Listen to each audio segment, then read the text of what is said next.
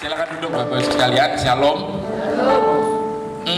Saya David Basuki, saya salah satu tim daripada semua ini, dan Pak Jerry habis ini akan langsung ngajar. Ya, terima kasih kepada Tuhan yang pertama, kedua kepada Grup Ciputra yang berkenan memberikan semua fasilitas kepada kami untuk menempati tempat ini. Nah saudara, saya tidak akan panjang lebar karena waktunya sangat ketat. Ya, nanti saudara dapatnya nggak banyak. Kita segera akan masuk untuk menikmati apa yang sebenarnya harus terjadi. Saudara, jadi kalau sebagian ada yang sudah pernah ikut supranatural di Ungaran biasanya? Oke, terima kasih. Jadi yang lain sebagian belum. Saya kira nanti Pak Jerry akan jelaskan lebih detail. Ya, tapi ini masanya Tuhan sedang bekerja atas umatnya. Amin. Kita akan berdoa. Bapak bersyukur buat pagi ini, biar roh hikmat dan wahyu penuh atas setiap kami, untuk kami boleh menerima semuanya tepat seperti apa yang kau rencanakan, dan kami akan mempraktekkan semuanya karena roh-Mu yang luar biasa menyertai kami. Kerajaan-Mu datang Tuhan, kehendak-Mu jadi atas kami, keluarga kami, gereja kami, kota kami, bangsa kami, seperti di surga. Haleluya. Amin. Silakan Mbak Jerry. Kasih kemuliaan buat Tuhan saudara. Shalom semua. Bapak Ibu Saudara kekasih di dalam Tuhan, selamat berjumpa dalam pertemuan yang memang telah diatur oleh Tuhan ini. Dan kita semua bersyukur dapat terlibat di dalamnya. Untuk beberapa saat saya pilih untuk berdiri saja, meskipun sudah di set up seperti ini, karena memang saya lebih lancar rasanya kalau bicara sambil berdiri.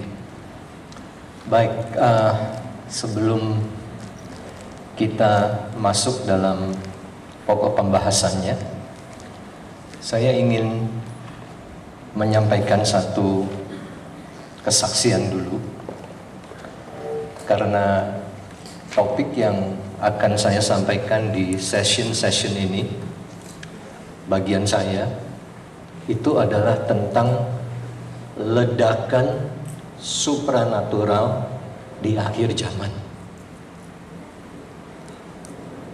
Jadi ini bukan masalah percaya nggak percaya, suka nggak suka. Ini masalah zaman.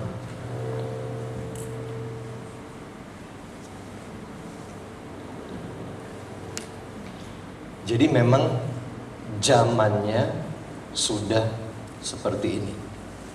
Ya, ada satu ledakan. Ledakan apa? Ledakan supranatural.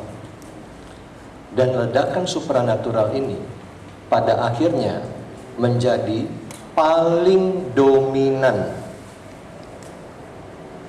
di antara berbagai ledakan, berbagai terobosan lain yang sedang terjadi.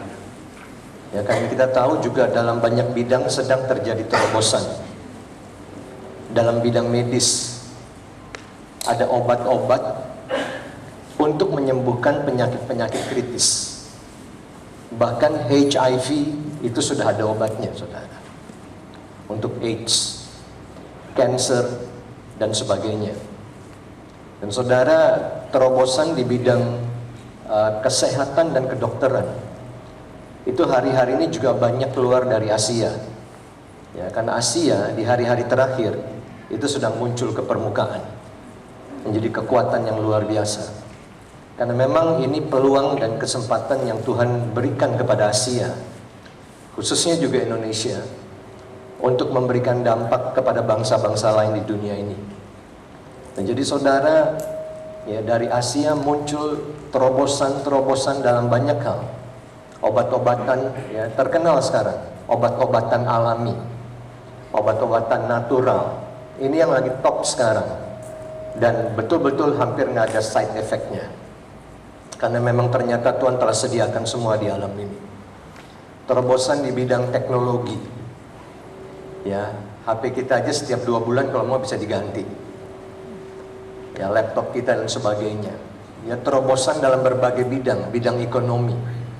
Ya, strategi recovery yang luar biasa dan sebagainya. Ini sedang terjadi. Namun saudara, terobosan dan ledakan di bidang supranatural ini akan mengatasi dan mengungguli semua yang itu. Mengapa? Karena di tengah kemajuan-kemajuan lain yang manusia alami, ternyata manusia masih bergumul dengan keputusasaan. Manusia masih bergumul dengan ketidakmampuan. Manusia masih bergumul dengan keinginan untuk bunuh diri. Ya saudara, dan untuk ini seringkali jawabannya tidak ada. Dan oleh karena itu saudara, manusia mulai beralih ke sesuatu yang mereka anggap lebih unggul dan lebih tinggi daripada sekedar apa yang terlihat secara kasat mata ini.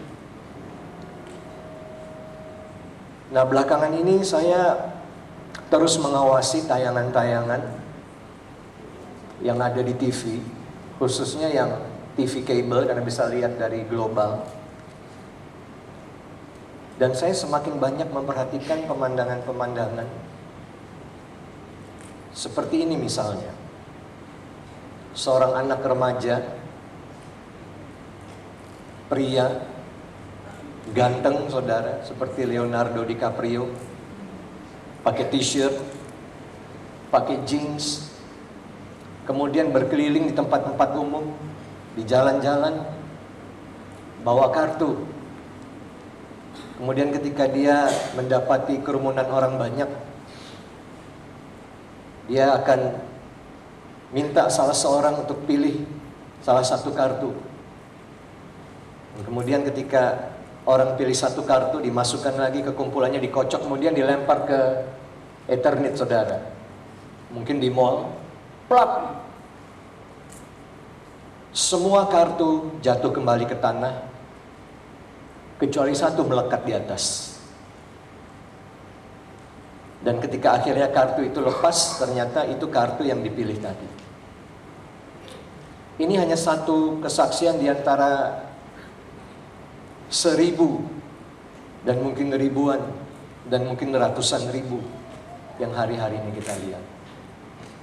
Nah, tentu saudara, pertanyaannya, apa dampaknya? Dampaknya saudara, peminat dan penggemarnya sangat banyak. Hal-hal seperti itu menyedot orang dalam jumlah yang sungguh sangat masif. Dan saudara, menurut A.C. Nielsen, tayangan-tayangan yang punya muatan mistik itu seringkali menempati urutan utama. Jadi jangan heran jikalau misalnya film dan bukunya Harry Potter, meskipun sudah jilid kesekian, masih tetap bestseller. Karena yang baca semua kalangan, tua, muda, anak-anak. Dan saudara, yang menarik sekali menurut A.C. Nielsen, di samping tayangan yang muatannya mistik, tayangan-tayangan yang sifatnya realigi itu juga menempati urutan atas. Bisakah kita menarik kesimpulan dari situasi seperti ini? Bisa.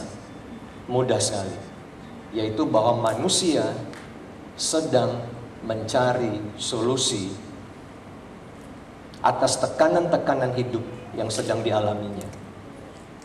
Dan saudara, ternyata banyak yang berpikir mendapati solusi itu ketika mulai beralih ke kuasa-kuasa yang lebih tinggi. Itu saudara. Nah, bagaimana gereja menyikapi ini? Dan mungkin ada yang bertanya, Pak, bukankah gereja memang dari tadinya sudah supranatural? Nah, alasan kita menggunakan kata supranatural di dalam seminar ini itu tidak kebetulan. Nanti saya akan jelaskan itu kenapa. Tetapi saudara, coba bayangkan satu peristiwa yang sering terjadi di Alkitab, misalnya di Perjanjian Lama. Bisakah saudara bayangkan bahwa tua-tua kota itu duduk di pintu gerbang kota, dan mereka sedang menantikan seseorang datang dari jauh. Karena mereka tahu kalau orang ini datang, orang itu akan menyampaikan satu pesan yang akan memberi dampak kepada kota tersebut. Dan saudara, ketika mereka melihat sosok orang itu datang dari jauh, yang pertama mereka lihat adalah raut wajahnya. Kalau raut wajahnya ringan dan terpancar satu sinar sukacita, mereka tahu orang ini bawa pesan atau kabar yang baik. Tapi kalau raut wajahnya rada tegang, mereka tahu, aduh, ini dia menyampaikan pesan yang serius. Nah saudara, penyampai pesan itu akan tiba dan kemudian menyampaikan pesannya di depan umum.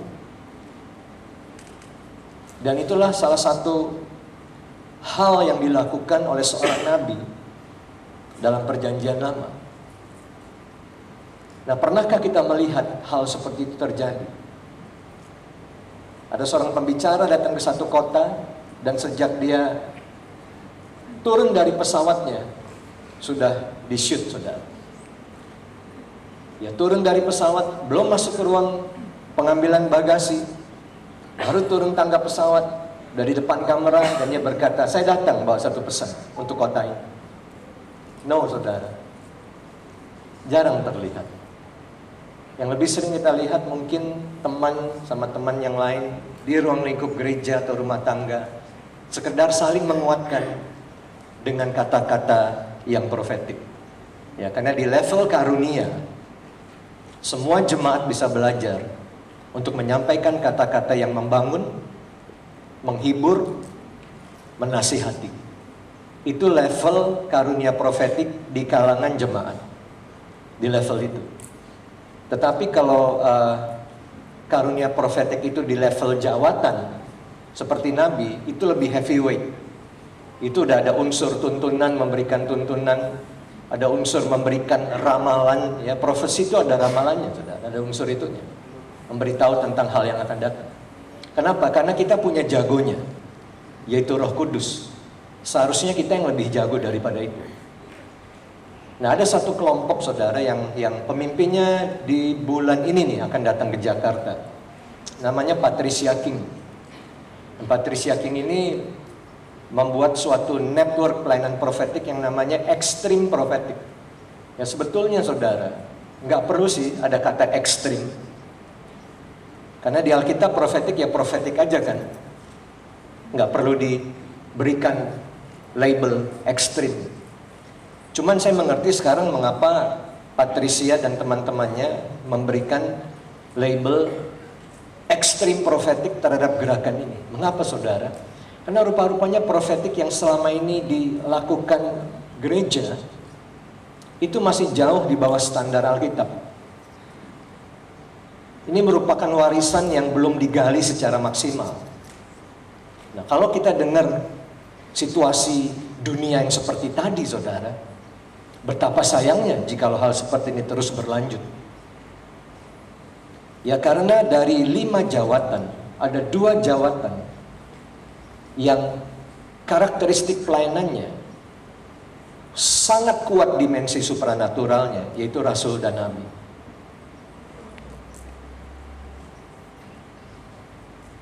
Nah, saudara, saya percaya ini harus dimaksimalkan. Dan salah satu hal yang dilakukan oleh tim Patricia King ketika mengadakan seminar seperti ini adalah para peserta seminar diajak untuk praktek. Prakteknya di mall. Ya, beberapa nanti mengambil posisi di mall, di berbagai tempat saudara sebagai pendoa, tetapi beberapa akan buka counter.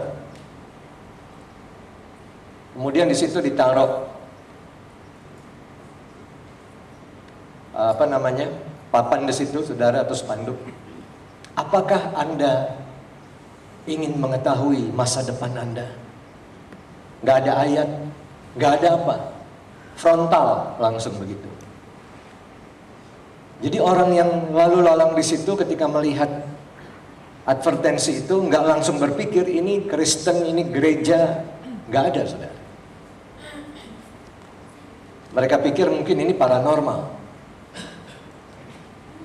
Dan ketika mereka datang, saudara, untuk dibacain entah telapak tangannya, entah apa, saudara tahu sebetulnya orang-orang ini hanya mendoakan mereka. Yang tadi pegang tangannya sebetulnya hanya didoakan, tetapi tiba-tiba keluar nubuatan. Tuhan tahu apa yang sedang kau alami.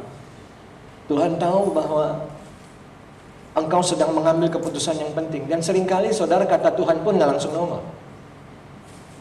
Mereka cuma berkata, iya, oh iya, oh iya ya, engkau sedang berada di persimpangan jalan ini. Dan ini, saudara, dibaca. Dan kalau mereka bertanya, Pak, kok Anda bisa tahu sampai detail begitu? Bukan, nah ini bedanya. Kita dengan yang bukan, bedanya ini. Kita akan berkata, bukan aku yang tahu, tapi ada seseorang yang tahu. Dia tahu segala seluk-beluk tentang kehidupanmu, dan dia mengasihimu. Dan dia tahu bagaimana caranya supaya engkau bisa keluar dari keadaan itu. Dia mau merubah hidupmu, bahkan dia telah mati bagimu. Dan kalau orang bertanya siapa namanya, namanya Yesus. Saudara, dari beberapa praktek yang dia lakukan seperti itu, rating keberhasilannya 90%. Nah, jadi rupa-rupanya itu membuat saya berpikir, saudara. Ketika orang-orang ini berjumpa dengan kekristenan yang model gitu, resistance-nya kecil. Resistance-nya kecil banget, saudara. Tetapi kalau kita datang dengan kekristenan yang konvensional, itu dari jauh udah kecium aja mereka udah lari. Banyak yang seperti itu. Dan seolah-olah mereka ini pun ketika bersaksi, seolah-olah bercerita bahwa gak kepikir kekristenan tuh model tadi. Model di mall kayak begitu, saudara. Tetapi hari-hari ini sedang terjadi. Sepasang misionari, saudara, yang juga modelnya seperti itu, Tuhan tempatkan di Afrika. Dan selama beberapa tahun mereka mulai satu pelayanan misi yang konvensional. Ya, buka rumah yatim, buka sekolah, dan ingat, there is nothing wrong. Nggak ada salahnya dengan semua itu. Dan itu merupakan sesuatu yang harus tetap kita lakukan dan lebih lakukan lagi. Itu merupakan bagian dari pelayanan kita. Bukan dikurangi, malah ditambah.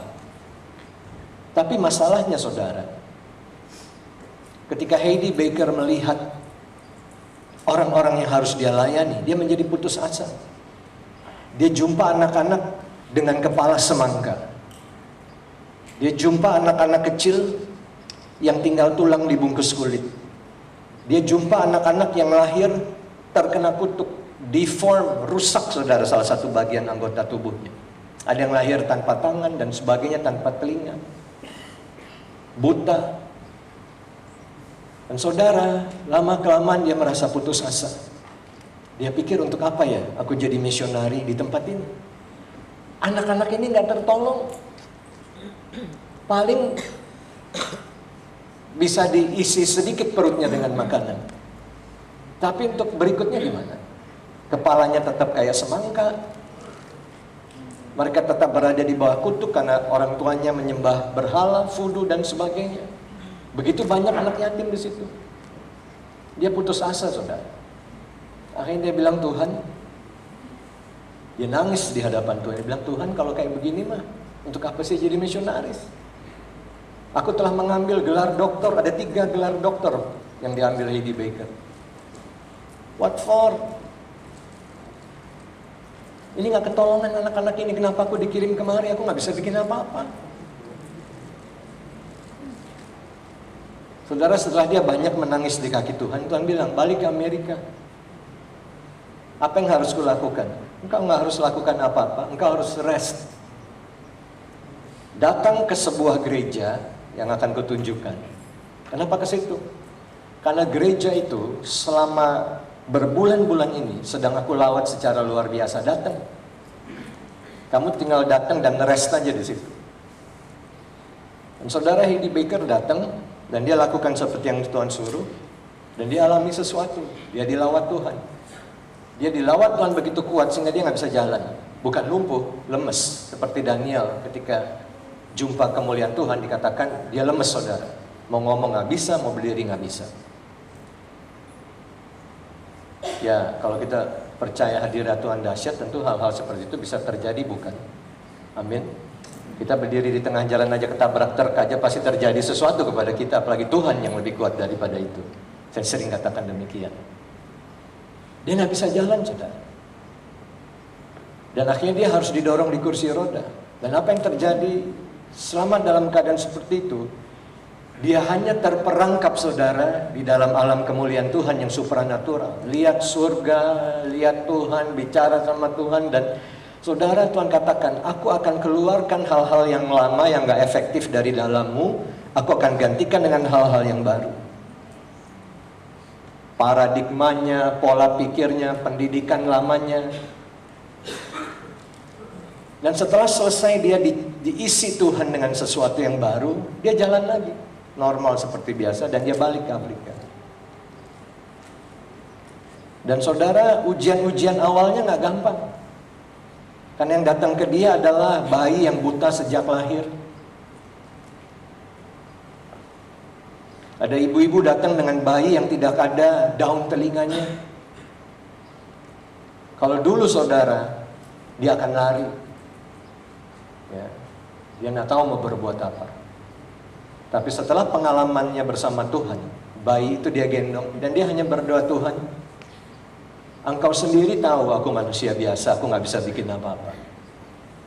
Tapi Engkau Tuhan, Engkau yang punya kuasa. Engkau sanggup, ya, memulihkan anak ini.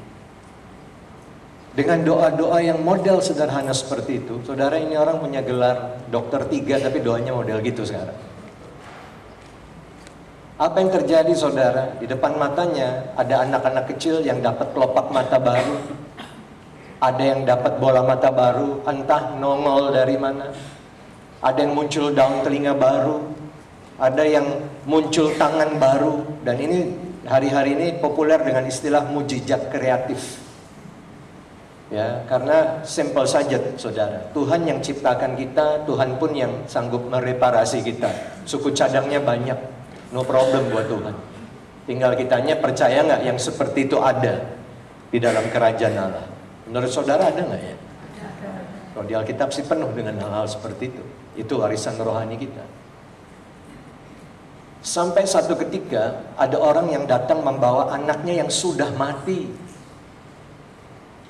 Dan sekarang saudara, Heidi Baker terkenal sebagai seorang yang telah Tuhan pakai untuk membangkitkan banyak atau beberapa orang mati. Sama seperti Smith Wigglesworth dulu, cuman ini lebih lagi. Karena hari-hari ini yang mati lebih banyak dari dulu gitu, saudara. Dan saudara mau bikin apa? Mau bikin apa, saudara? Ada anak yang sudah gak bernafas di depan kita. Kalau sekarang Heidi Baker itu cuman peluk jasad itu dan dia hanya nangis saja, nangis, dan tiba-tiba nafas akan kembali ke diri orang itu. Dan saudara, ini warisan supranatural kita. Perubahan mulai terjadi dan saudara sekarang dia dan suaminya membangun banyak gereja di mana-mana. Ya, saudara, banyak jiwa datang kepada Tuhan, banyak mengalami mujizat. Dan bukan hanya itu. Ya, Tuhan berkata kepada dia, ini anak-anak yang yatim jangan kamu didik seperti rumah-rumah yatim lainnya. Cuman sekedar dikasih makan, kasih pendidikan, kasih perhatian orang tua, bukan sekedar itu. Latih jadi tentara Kristus. Jadi sekarang saudara di bawah didikannya itu ada anak-anak remaja yang juga telah mengalami mujizat-mujizat kreatif. doakan orang mati, hidup lagi, anak-anak saudara. Anak-anak. Nah, laporan tentang anak-anak semakin banyak saya terima. Ada yang melaporkan anak usia 8 tahun mendoakan 20 orang dewasa. Apa yang terjadi satu-satu dinubuatin saudara. Anak 8 tahun. Dan nubuatannya itu nggak umum, nggak general, detail. Ada hal-hal yang spesifik disinggung anak 8 tahun ini, saudara. Dan semuanya terheran-heran. Mengapa anak kecil bisa begitu? Dan kemudian anak ini doakan orang-orang sakit, mujizat terjadi, dan seringkali mujizat yang instan terjadi. Dan orang bertanya-tanya, mengapa hal ini bisa terjadi? Di mana sekolahnya? Siapa yang ngajar? Orang spontan aja kok dipanggil, disuruh yuk doain. Itu terjadi. Kesaksian terakhir yang masuk ke email saya adalah tentang satu retreat JC, Junior Church, anak-anak yang dilakukan di sebuah tempat di Amerika. Pembicaranya adalah seorang muda yang gak terkenal. Tetapi pembicara ini melatih anak-anak sesuatu yang sangat simpel tapi supranatural, belajar mengalir bersama Roh Kudus. Karena Roh Kudus ini seperti angin. Dia berhembus kemana dia mau dan kita nggak tahu dari mana datang, kemana perginya. Pokoknya muncul aja. Ikutin aja. Dan saudara, selama retreat itu mereka hanya dilawat Tuhan, dilawat Tuhan, dilawat Tuhan. Ya saudara, ada yang ketika dilawat dipulihkan, ada yang ketika dilawat melihat penglihatan surga, ada yang ketika dilawat bisa berdoa seperti orang dewasa, ada yang ketika dilawat bisa bernubuat. Dan saudara, di retreat itu ada 2 orang anak kecil hadir, yang satu bisu sejak lahir, yang satu tuli sejak lahir. Dan apa yang terjadi saudara, pembicara menuntun anak-anak ini untuk saling mendoakan. Jadi anak-anak yang sakit ini didoakan teman-temannya, bukan didoakan pembicaranya. Rupa-rupanya zaman superstar ini udah lewat nih saudara ya. Rupa-rupanya demikian nih. Kalau dibandingin sama anak-anak didikannya Heidi Baker, udah bangkitin orang mati. Zaman superstar itu udah lewat saudara. Ini zaman kerajaan Allah. Starnya cuma satu, Yesus, sudah kayak gitu rupanya. Jadi saudara, teman-teman mendoakan kedua teman mereka yang sakit sejak lahir ini. Saudara, apa yang terjadi? Instantly, anak yang bisu langsung bisa bicara, anak yang tuli itu langsung bisa dengar. Dan kita harus beri tepuk tangan buat Tuhan Yesus yang sangat luar biasa. Dan saudara, pada hari Sabtu ketika retreat ini usai, masing-masing anak-anak berhamburan ke tempat parkir karena orang-orang tua mereka sudah menanti mereka di situ. Ya, orang-orang tua bertanya kepada anak-anaknya karena mereka lihat gairah yang luar biasa. Catat kata gairah itu ya, passion itu catat. Dan mereka langsung bilang, waduh kamu orang semangat sekali. Ya pasti kamu menikmati retreat ini. Oh iya, wah game apa yang kamu nikmati? Game ini gimana? Mereka tanya, kan ada beberapa permainan, haruslah anak-anak namanya. Game yang namanya ini gimana? Mungkin merosot dari gunung ke bawah atau gimana, nggak tahu. Mereka bilang yang itu, ya oke. Kalau game yang ini gimana nih? Pasti seru. Game yang ini gimana nih? Yang itu so and so. Lalu yang itu gimana? Ya, tetapi, nah ini saudara, ini anak-anak kecil yang ngomong. Tetapi waktu kami dilawat Tuhan, aku nggak bisa bangun dari lantai. Aku lihat surga, atau tiba-tiba kok aku bisa menyampaikan sesuatu ya. Aku bisa nubuat, aku bisa berdoa. Dan saudara, dan mereka cerita, kami doakan teman-teman kami yang bisu sejak lahir, yang tuli sejak lahir, Tuhan sembuhkan. Saudara, orang-orang tuanya bingung. Hah? Apa nggak salah? Anak-anak ini lebih tertarik dengan hal-hal itu daripada game. Ada begitu banyak anak-anak yang nggak tertarik dengan pelayanan gereja, mereka lebih tertarik dengan gamenya. Ayo, jujur. Dan seringkali mereka ingin acara sekolah minggu cepat-cepat selesai supaya mereka bisa kembali megang Game Boy-nya. Atau sekarang kalau di Jakarta tuh banyak yang kecil-kecil udah bawa iPad kemana-mana saudara. Bukan untuk bikin riset yang menarik, tapi untuk main Need for Speed saudara, diputer-puter ya di tengah mall. Dan sekarang saya mengerti mengapa demikian. Mengapa anak-anak bisa berjam-jam di depan gamenya? Karena satu kata ini, saudara. Gairah. Passion. Mereka menikmatinya. Saudara, mereka memainkan game-game tersebut dengan penuh gairah. Mereka menikmatinya. Dan mereka nggak akan puas. Nah saudara, apa yang anak-anak kecil tadi jumpai di retreat adalah satu gairah yang lebih hebat dari gairah mereka untuk game. Mereka jumpai satu passion yang lebih asik, lebih nikmat, dan lebih dahsyat. Karena bukan hanya mereka nikmati, tapi ada dampak ke teman-temannya. Teman-temannya ada yang mengalami mujizat, yang bisu bisa ngomong. Rupanya mereka lebih klik ke situ. Saudara bisa tangkap sekarang warisan supranatural kita. Kenapa? Karena generasi terakhir yang Tuhan sedang bangkitkan adalah generasi yang DNA-nya supranatural. Nanti saya kasih ayatnya. Jadi mereka memang dengan otomatis akan sangat familiar dengan alam itu. Itu memang DNA-nya. Dan ketika saya tangkap itu, Tuhan suruh saya baca lagi Maliaki pasal 4 yang mengatakan apa? Hati bapa akan kembali ke anak dan hati anak akan kembali ke bapa. Biasanya saya cuma ngomong tentang pemulihan aja. Atau mempersiapkan generasi penerus. Tapi kali ini Tuhan berikan saya satu pengertian begini. Seorang bapak yang baik harus mengerti DNA anaknya. Dan seorang anak mengerti DNA bapaknya. Dan benar saudara, di retreat ini, waktu mereka ketemu orang tuanya, hal terakhir yang mereka tanyakan ke orang tuanya adalah ini. Si pembicara retreat besok khotbah di mana sih? Kenapa sih? Kata orang tuanya, kami mau pergi ke tempat di mana dia khotbah. Karena ini baru pembicara yang ngerti kami. Kami mau yang kayak gini. Dan kayaknya cuma dia yang ngajar kami untuk ngalir bersama Roh Kudus. Kami ingin mengalami seperti yang di retreat ini. Ayo, pokoknya besok minggu kebaktian di tempat di mana pembicara ini yang ngomong. Saudara, anak-anak ini tahu DNA mana yang pas sama mereka. Bapak-bapak harus tahu loh DNA anaknya. Saya kemarin genjot guru-guru sekolah minggu. Jangan kasih menu asing ya sama anak-anak sekolah minggu. Kamu harus tahu generasi yang Tuhan lagi bangkitkan ini DNA-nya apa. Saudara, satu kali Daud tiba di medan tempur. Tadinya sih untuk bawa perbekalan makanan, karena ada 3 orang kakaknya kan yang sedang turut dalam angkatan bersenjata Israel untuk berperang melawan Filistin waktu itu.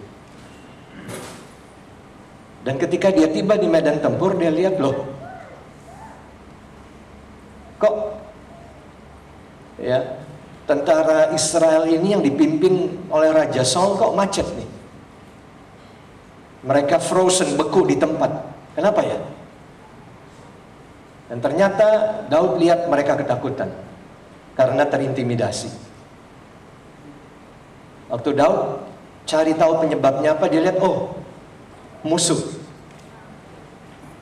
Musuh yang berdiri di depan mereka adalah musuh yang menyeramkan karena raksasa. Ukurannya besar. Dan saudara, Raja Saul dan tentaranya belum pernah bertemu dengan musuh dalam dimensi seperti ini. Mereka hadapi sesuatu yang baru. Dan saudara, ketika mereka hadapi sesuatu yang baru, ternyata mereka dapati diri mereka tidak diperlengkapi untuk menghadapi sesuatu yang baru. Sehingga ketika Goliat mengolok-olok, mengintimidasi, menantang mereka, tidak ada yang berani bergerak. Goliat setiap hari datang ke batas saudara, ke garis perbatasan dan bilang, ayo dong, mana jagoan kamu, kirim sini. Ayo lawan aku. Nggak ada yang berani maju, termasuk Raja Saul. Namun saudara, situasinya sama, medan tempurnya sama, musuhnya sama, reaksi beda. Karena ketika Daud muncul di situ, reaksinya bukan takut, malah reaksinya tertantang. Daud berkata, loh, orang ini nggak bersunat. Dan saya betul-betul heran kenapa Daud nggak pusing soal ukurannya. Kenapa Daud nggak berkata, pantesan takut, lihat hidungnya aja segede mangkok. Jempolnya segede batu kali, pantesan. Oke deh, logis deh. Logis banget nih ya, sang raja sama kakak-kakakku dan yang lain ketakutan. Ya kayak Daud nggak singgung ukurannya. Saudara tahu kalau zaman sekarang itu istilahnya assessment. Daud membaca posisi spiritual orang itu. Daud bilang orang ini nggak bersunat, artinya dia nggak punya perjanjian sama Tuhan, artinya Tuhan nggak di pihak dia. Sedangkan kita ini adalah orang-orang bersunat, kita punya perjanjian dengan Tuhan, Tuhan di pihak kita.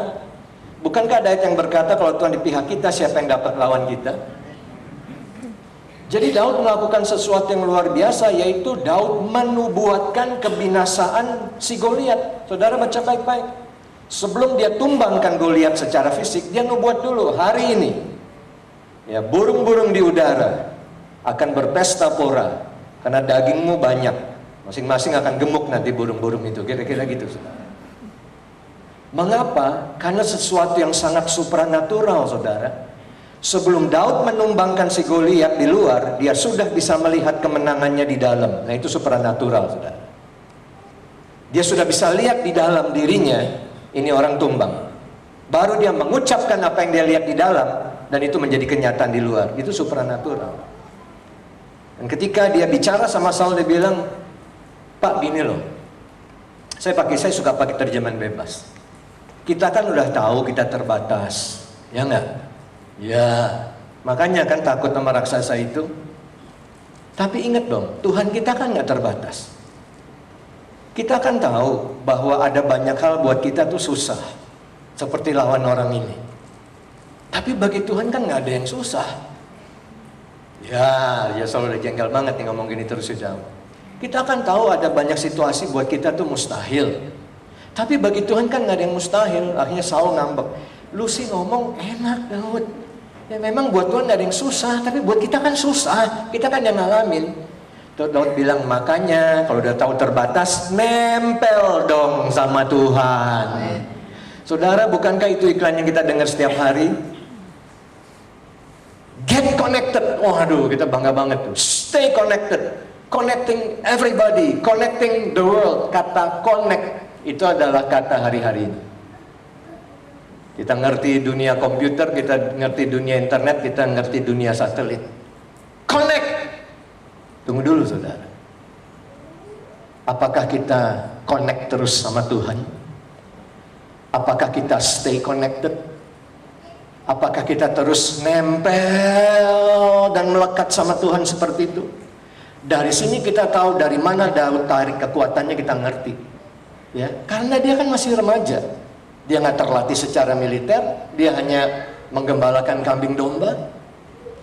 Saudara, tetapi dia nempel dengan satu sosok yang menciptakan segala sesuatu. Dan dia tahu di depan temennya ini, saudara, si Goliat itu sekecil cabai rawit aja. Daud tidak membandingkan Goliat dengan dirinya, Daud membandingkan Goliat dengan Tuhan. Nah itu supranatural, punya kesadaran yang begitu pekat saudara terhadap kehadiran Tuhan. Itu Daud. Kemana dia pergi, dia tahu Tuhan ada di situ. Seolah-olah beneran Tuhan secara fisik ada di situ. Itu bedanya. Sedangkan Saul dan tentaranya membandingkan Goliat dengan diri mereka. Aduh, telinganya 10 kali yang ini, hidungnya, aduh, jempolnya dan lembingnya, perisainya. Ya, kesimpulannya kami takut. Saudara, itu supranatural. Dan kemudian Daud bilang, Pak, karena saya nggak bergerak dalam kekuatan sendiri, aku nempel terus kepada batang seperti ranting, aku melekat terus kepada Tuhan yang dahsyat.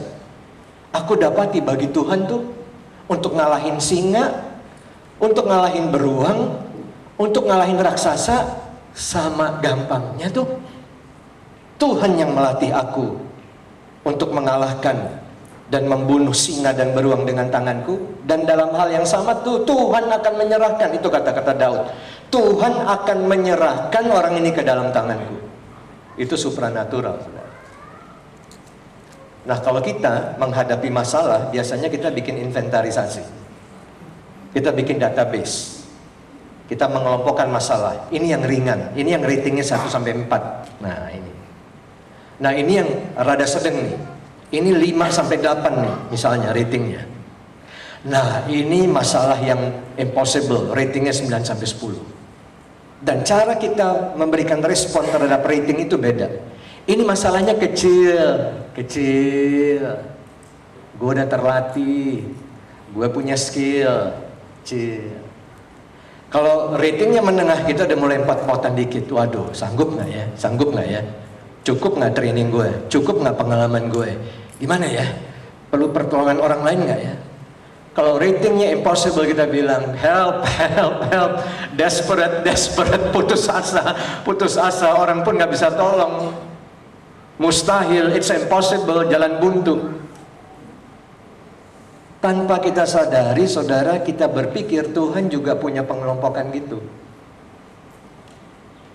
Singa sendiri, beruang sendiri, ini raksasa, waduh lain. Ternyata enggak tuh. Bagi Tuhan nyembuhin sakit gigi sama kanker ganas sama gampangnya. Marta kan pernah kena jebak. Tuhan sengaja datang 4 hari terlambat, saudara. Lazarus keburu dikubur 4 hari lamanya. Orang Yahudi itu punya satu kepercayaan, kalau orang Yahudi meninggal, 3 hari pertama rohnya nggak langsung ke pangkuan Abraham, jalan-jalan dulu, nggak langsung ke Firdaus. Ya mungkin nostalgia dulu lah gitu, saudara. Ya dulu di sini, dulu minum kopi di kopi tiam gitu ya.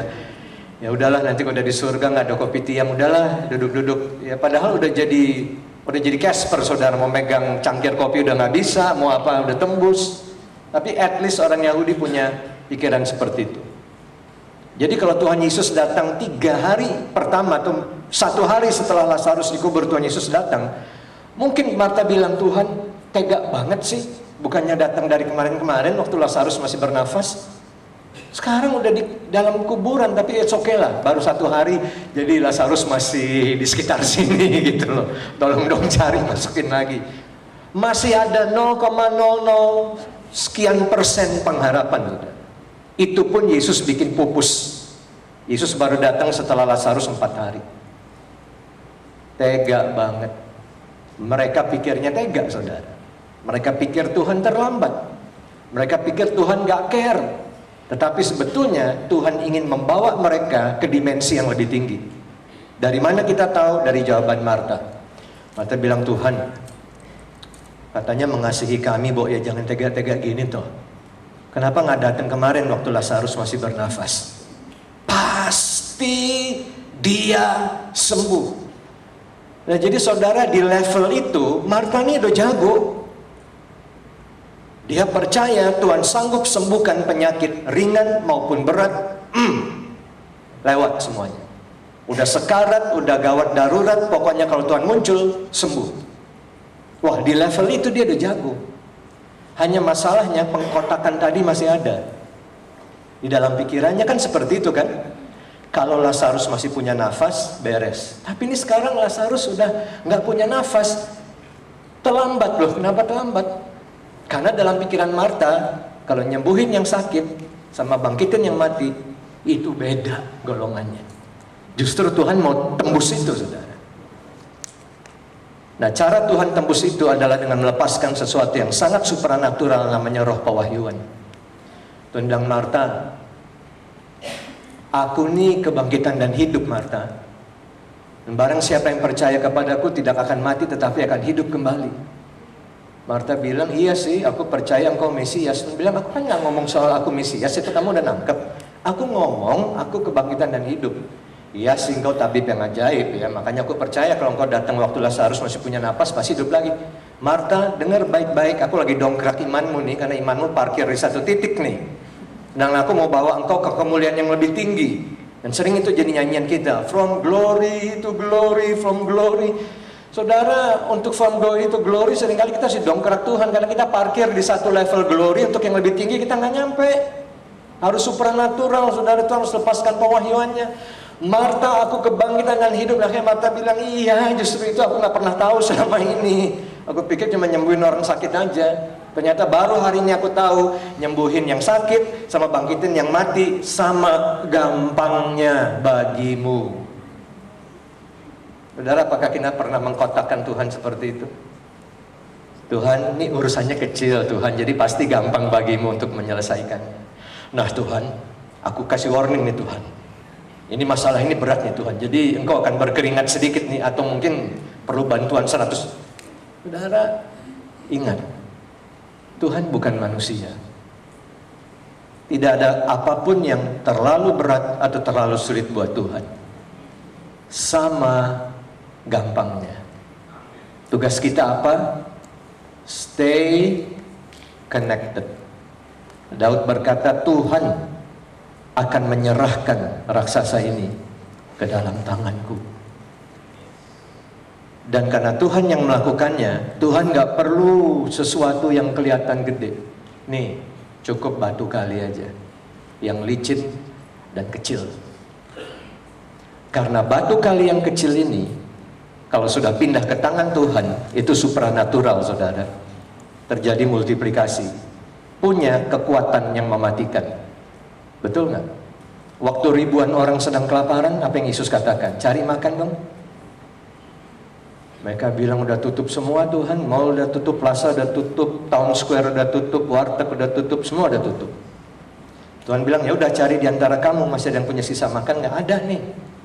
Ada anak kecil nih, anak remaja, dia nggak tahu kenapa, mungkin terlalu terheran-heran dengan pengajaranmu sehingga kotak makan siangnya masih lengkap nih Tuhan, bawa kemari. Tuhan lihat, 5 roti dan 2 ikan, ini ribuan orang. Dan Tuhan berkata, kalau di tanganmu jumlahnya akan tetap seperti itu. Tuhan bilang, berikan kepadaku, karena di tanganku terjadi sesuatu yang supranatural, pelipat gandaan. Saudara lihat, tangan Tuhan sama tangan kita beda, makanya nempel dong. Serahkan yang kecil itu ke tangan Tuhan, serahkan yang biasa-biasa itu ke tangan Tuhan, bersandar sepenuhnya kepada Tuhan. Stay connected. Mungkin itu salah satu kunci yang paling penting di kelas supranatural ini. Belajar how to stay connected. Tetap melekat. Ya, Mazmur 91 kan, semua tercover di situ saudara. Sakit penyakit, kutuk, musuh, kematian, semuanya. Kuasa gelap, semuanya dibantai di situ. Tapi intinya cuma satu kan, doa yang penuh kuasa. Semua di situ. Tapi intinya cuma satu kan. Barang siapa yang hatinya melekat kepadaku. Stay connected. Udah tahu kita nggak sanggup, stay connected. Karena bagi dia nggak ada yang mustahil. Amin saudara. Jadi kita melihat ada potensi supranatural yang begitu dahsyat di dalam diri kita. Alkitab berkata, roh yang ada di dalammu itu lebih besar daripada roh yang ada di dalam dunia. Saudara bisa lihat kerajaan Allah yang ada di dalam diri kita itu begitu luar biasa. Alkitab berkata tentang sumber daya supranatural kita, walaupun manusia lahiriah kita semakin apa? Merosot. Dulu waktu saya masih di sekolah kitab saudara, ayat itu jarang saya ingat. Sekarang kalau saya ngaca, ayat itu terngiang-ngiang terus di telinga saudara. Khususnya kalau saya lagi nyisir. Untung anak istri saya spiritual saudara. Mereka bilang, udah pak, papa lebih ganteng gini. Juga jadi lebih banyak waktu sama Tuhan, gak di depan kaca terus. Ya udah, amin, amin gitu kan saudara. Manusia jasmaniah ini semakin merosot. Tapi tunggu dulu, kan Tuhan gak cuma kasih itu sama kita. Tuhan kan gak cuma suruh kita beroperasi dengan ini saudara. Tuhan berkata, Alkitab berkata, tetapi manusia batiniah kita diperbarui setiap hari, every day.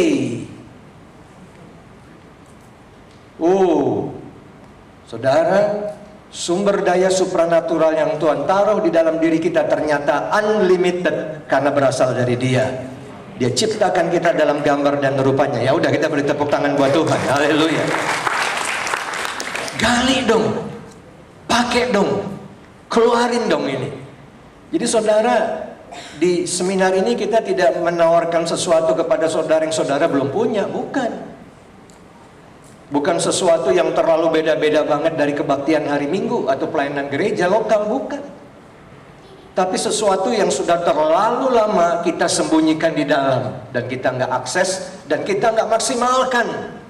Karena itu bisa kelihatan dari operasi gereja hari-hari ini, itu belum dimaksimalkan, saudara. Padahal dunia ini sedang masuk ke dalam era ledakan dan klimaks supranatural. Nah, kita akan lihat dulu itu, saya akan singgung itu sebagai panggungnya yang saya mau set up sebelum kita nanti masuk ke bagian selanjutnya. Nah, mari kita lihat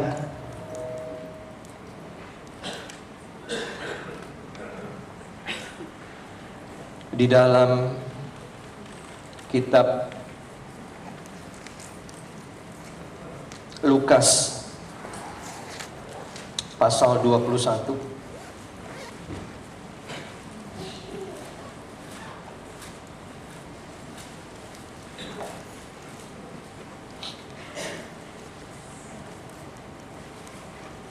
Lukas 21 ayat 25. Dikatakan dan akan ada tanda-tanda. Katakan tanda-tanda. Nah, saudara, ini zaman tanda-tanda. Apa yang akan Anda dan saya lakukan kalau jumpa dengan sebuah tanda atau sebuah sign atau sebuah rambu? Apa yang akan kita lakukan? Apa, saudara? Mencoba untuk mengerti apa yang sedang dikatakan oleh rambu itu. Karena kalau enggak, bisa-bisa kita kena tilang atau kita kena denda. Dibilang nggak boleh parkir, ada angka P di strip, kita bilang, nah, aku jarang nih lihat angka P kayak gini nih. Bosen biasanya angka P nggak di strip, ini di strip tengahnya, ini baru menarik nih, aku akan berhenti di sini dan ngeliatin angka P ini terus. Nggak lama ada petugas datang, saudara, dia tulis surat tilang, kita didenda. Kenapa? Karena kita nggak bisa menangkap apa sih yang tanda itu sedang katakan. Saudara, ini zaman tanda-tanda. Banyak orang melihat tanda itu tapi nggak ngerti ini artinya apa sih. Tau-taunya udah keburu kena tilang, saudara, alias ketiban bencana. Tangkap sekali lagi, ini zamannya tanda-tanda.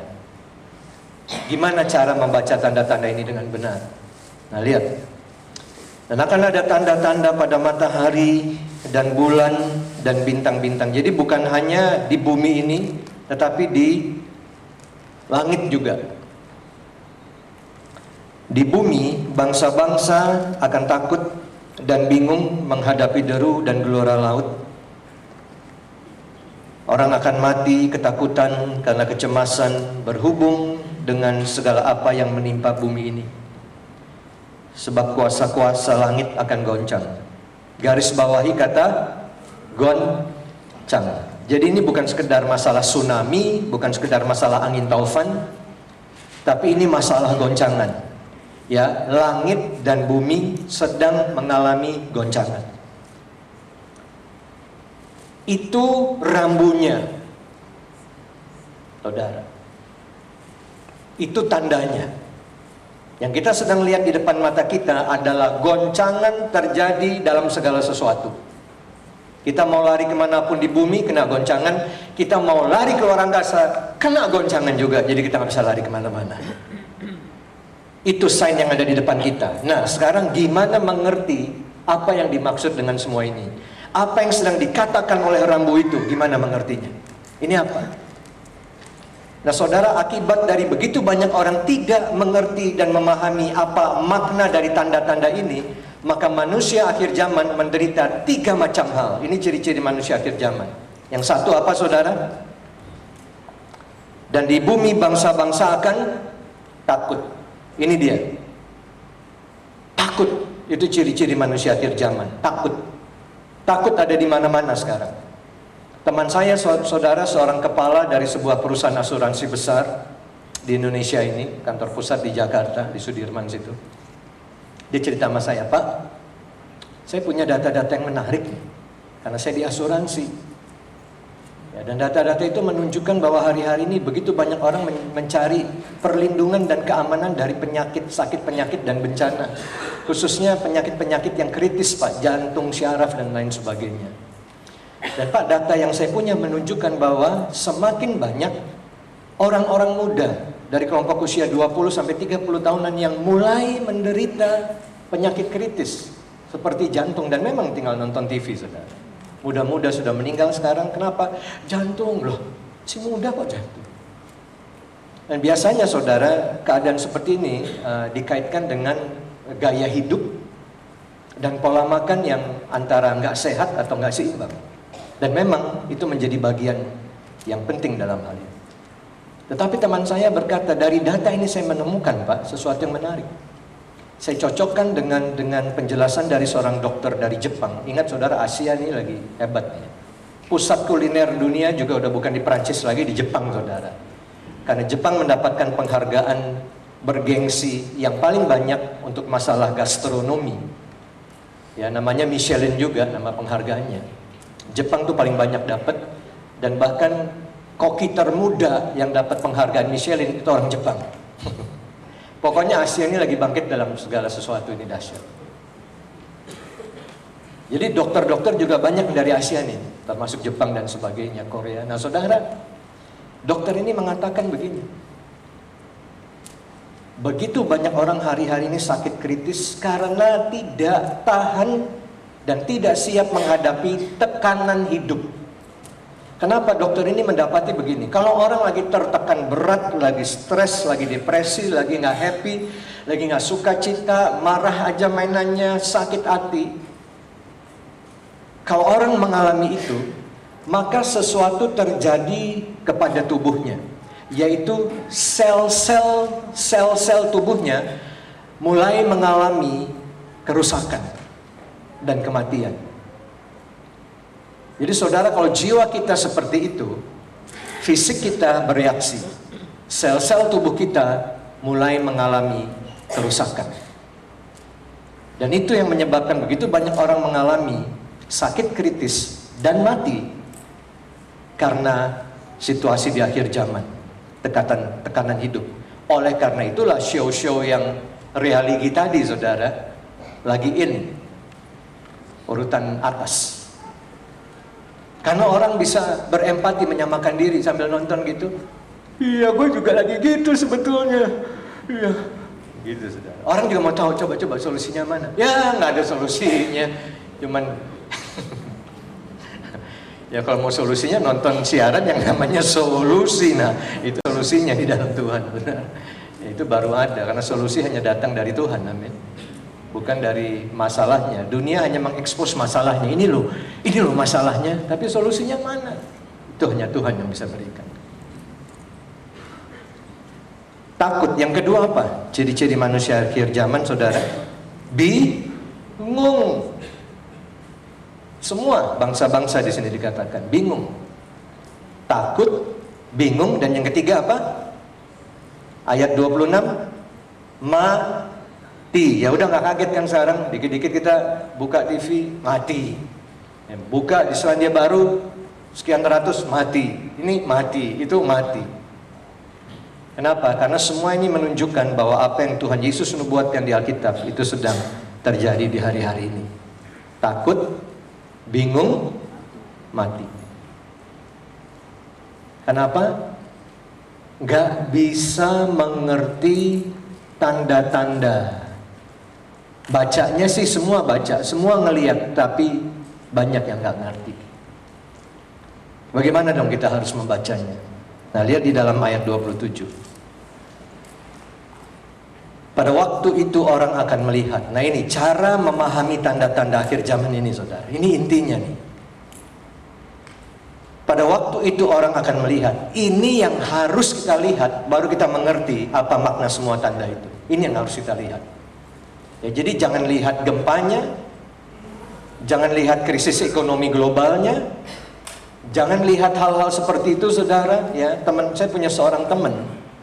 Dia salah satu raja tekstil di Jawa Barat, anak Tuhan juga. Dan dia sedang mengalami goncangan karena gagal panen kan, kapas produknya menurun. Jadi waduh, ya, beberapa karyawan harus di PHK dan sebagainya. Bulan demi bulan hanya kerugian saja, nombok, hanya begitu. Karena anomali cuaca. Nah itu kan tadi, segala sesuatu jadi nggak menentu. segala sesuatu jadi kacau, segala sesuatu jadi sukar diprediksi, ya. Cuaca ekstrim itu bukan masalah cuaca aja, tapi kondisi zaman lagi seperti itu. Segala sesuatu membingungkan, nggak bisa ditebak. Fluktuatifnya udah nggak karu-karuan. Bentar naik, bentar turun. Baru turun bentar, ya, udah naik lagi. Baru naik bentar, amblas lagi. Nah, di tengah situasi kayak gini, gimana kita harus hidup ini? Itu banyak orang takut, bingung, mati. Tapi puji Tuhan, kita adalah milik Sang Pencipta, dan Dia yang pegang segala sesuatu dalam tangannya. Dia nggak takut, Dia nggak bingung, Dia juga hidup selama-lamanya. Yuk, nempel terus, stay connected. Kita pasti dapat sesuatu. Dan Tuhan bilang, ini caranya untuk melihat, ini filternya. Dia bilang, pada waktu itu orang akan melihat Anak Manusia datang dalam awan. Saudara, kalau segala sesuatu ini tidak membingungkan bagi kita, kita harus melihatnya dari sudut pandang Tuhan. Dan itu sangat supranatural. Manusia nggak terbiasa melihat sesuatu itu dari sudut pandang Tuhan, tuh nggak terbiasa.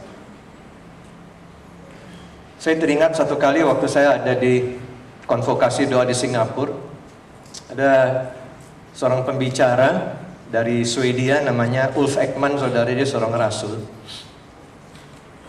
Dan di sessionnya dia menyampaikan satu kesaksian, yaitu sebelum pesawatnya itu mendarat di Singapura. Dia sedang baca Alkitab di pesawat. Dan ketika tiba-tiba matanya melihat ke bangku yang ada di depannya, tiba-tiba dia melihat ada bola yang berputar-putar, saudara, di depan matanya. Jadi dia kucek-kucek matanya, dia pikir, aduh kebanyakan baca nih. Dia kucek-kucek, dia lihat bolanya masih ada. Bola kecil, saudara, kayak bola golf, muter gitu. Dan dia bilang, Tuhan, apakah Engkau sedang menunjukkan sesuatu ini kepadaku? Tuhan bilang, iya. Dan Tuhan tanya, kamu lihat apa? Dia lihat pingpong ya Tuhan, bukan. Golf, bukan juga. Bola lah pokoknya, bukan juga. Aduh, apa sih itu Tuhan? Tuhan bilang, lihat lebih dekat. Saudara, seolah dia mencondongkan wajahnya ke depan, dia lihat lebih dekat. Dia lihat peta, saudara. Dia bilang, loh Tuhan, ini kan globe Tuhan, bola dunia. Iya. Dan Tuhan bilang gini kepada dia, aku tahu selama berbulan-bulan ini beban misi dunia kamu pikul dengan begitu beratnya. Itu yang menjadi driving force di belakang segala kegiatan kamu.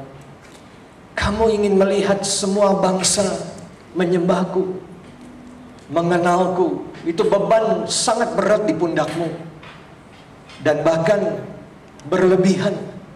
Kamu udah mulai stres, kamu udah mulai tertekan, kamu udah gak bisa tidur. Doamu akhirnya menjadi doa yang hanya terfokus kepada itu. Doamu udah doa yang sifatnya doa krisis saja, seolah-olah hal itu gak akan tercapai. Kamu sedang terbeban dengan misi dunia, bukan? Bangsa-bangsa sedang ada di pundakmu, bukan? Iya Tuhan. Nah Tuhan bilang gini, bagiku bumi hanya sekecil bola itu, Tuhan bilang. Kalau kamu melihat misi dunia sebagai suatu proyek yang gak mungkin tercapai, bagiku bumi itu hanya sekecil bola pingpong itu, bola golf itu. So, kesimpulannya Tuhan bilang, relax, tenang, andalkan aku, ikuti tuntunanmu, ikuti tuntunanku, dan belajar melihat seperti aku melihat. Maka doa-doamu akan penuh kuasa. Dia baru sadar, wah, dia selama ini telah keluar dari rel supranatural dan dia mulai bergerak di rel natural. Saudara, kalau kita hanya bergerak di rel natural, segala sesuatu akan kelihatan berat. Tuhan kembalikan dia ke realm supranatural. Belajar melihat dari sudut pandangku. Belajar melihat seperti aku melihat. Di situ imanmu akan bangkit. Itu seperti Daud kan, ketika lawan raksasa, dia nggak lihat ukuran raksasanya. Yang dia lihat adalah raksasa itu tumbang. Karena itu yang Tuhan lihat. Bagi Saul giant, bagi Tuhan semut. Nah itu 10 pengintai yang Musa utus, semuanya melihat musuh terlalu besar, tanah ini tidak bisa kami duduki. Padahal mereka baru aja bawa buah-buahan yang gede-gede. Anggur dari Eskol, delima, apa semua mereka bawa, taruh di kaki Musa dan Harun. Mereka bilang, benar juga yang Tuhan ngomong. Tanah ini berlimpah dengan susu dan madu, tapi cuma sekali aja ngomong gitu. Selanjutnya mereka ngomongin cuman nggak mungkin. Bangsa terlalu gede, kita nih kayak belalang, kita pasti mati. Kamu Musa udah kayak anak kita ya di Mesir, dibawa kemari lagi tahu begini. Saudara, mereka lebih kuat lihat masalah daripada lihat Tuhan dan janjinya. Sementara ada 2 orang yang bangkit, yaitu Yosua dan Kaleb, yang bergerak secara supranatural. Mereka bilang raksasa ada. Ya, malah Kaleb bilang, malah kalau mau tahu sarangnya raksasa tuh, nah itu Gunung Hebron. Nah itu keturunan suku Enak bertengger di situ, itu sarangnya. Tapi kemudian Kaleb bilang, give me this mountain, dalam usia 80 tahun loh saudara. Dia masih tetap berbuah. Di dalam kerajaan Allah 80 tahun ke atas masih berbuah saudara. Dengan satu cara, manusia batiniah kami diperbaharui. Nah harus supranatural. Saya sampaikan kepada bapak-bapak kemarin saudara di acara kelas profetik yang pimpin satu kebaktian lansia. Saya bilang, nih saya mau ajarin nih bagaimana bapak-bapak, ibu-ibu yang Anda layani itu nggak cuma dibersihin ilernya, diajarinnya kayak gitu-gitu, tapi supaya orang-orangmu yang tua dapat mimpi supranatural, nanti mereka berbuah. Kaleb bilang begini, give me this mountain, berikan gunung ini kepadaku. Saudara tahu secara geografis Gunung Hebron itu punya mata air yang kualitasnya paling baik di tanah itu. Jadi itu yang Kaleb lihat.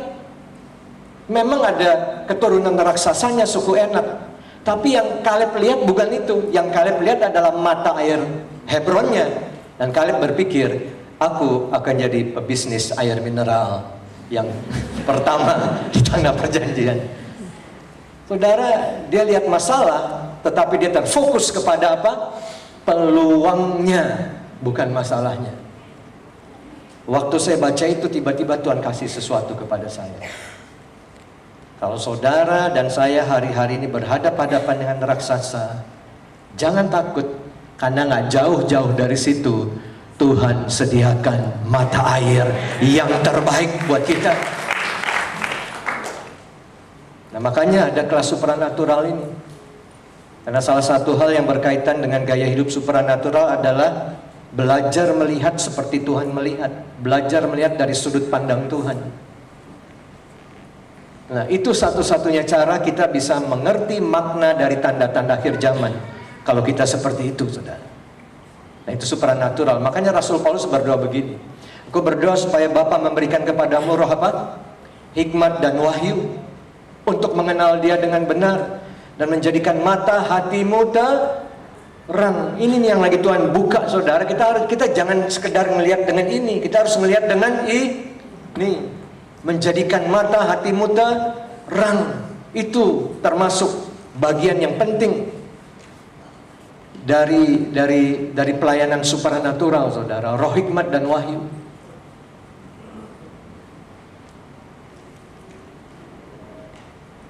Jadi Tuhan berkata pada waktu itu orang akan melihat anak manusia datang di dalam apa saudara? Awan dengan apa? Kekuasaan dan kemuliaannya. Bahkan ditambahkan di sini segala kekuasaan dan kemuliaannya. Saudara, kemarin di airport saya baru aja beli perfume minyak wangi merek kesukaan saya. Dan saya suka minyak wangi yang lembut aromanya.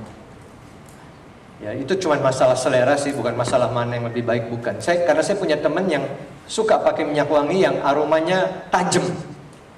Apalagi kalau masuk ke ruangan sempit kayak lift itu, satu lift itu saudara dia kunci semua baunya itu gitu loh.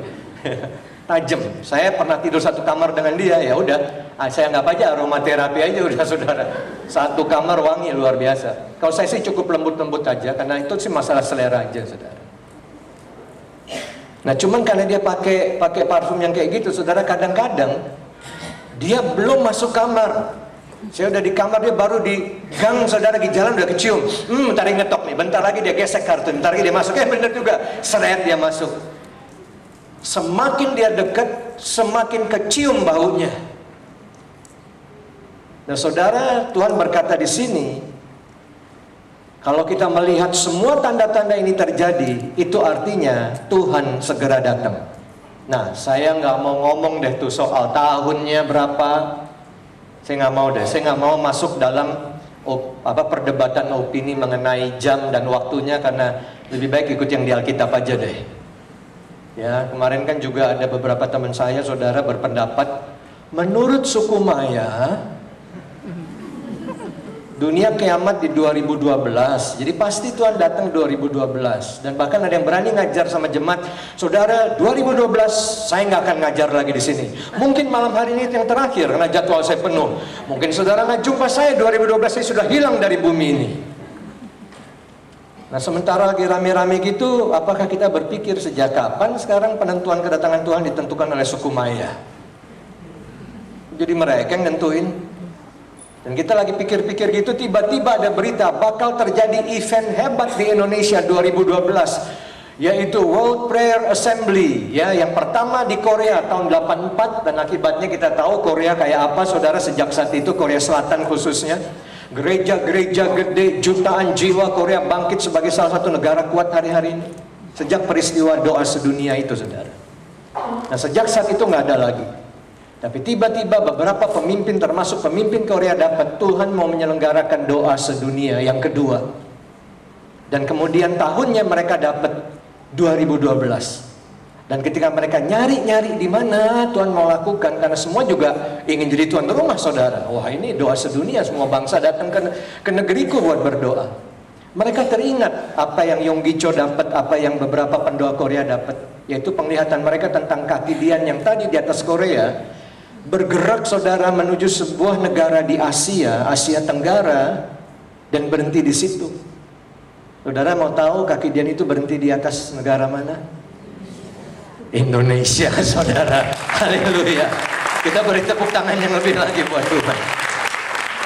Jadi saudara di bulan Mei 2012 nanti ada event yang dahsyat sekali, yaitu World Prayer Assembly, doa sedunia, bangsa-bangsa datang ke Indonesia untuk berdoa tahun 2012. Nah sekarang saya mulai ganggu teman-teman saya, ayo, kalau Tuhan datang 2012 nanti yang menyelenggarakan WPA-nya siapa?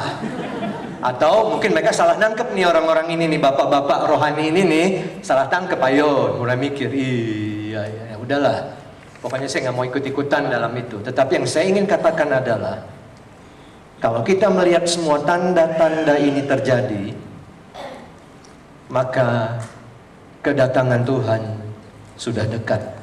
Itu bisa nanti malam, bisa 10 tahun ke depan, bisa, pokoknya udah dekat aja.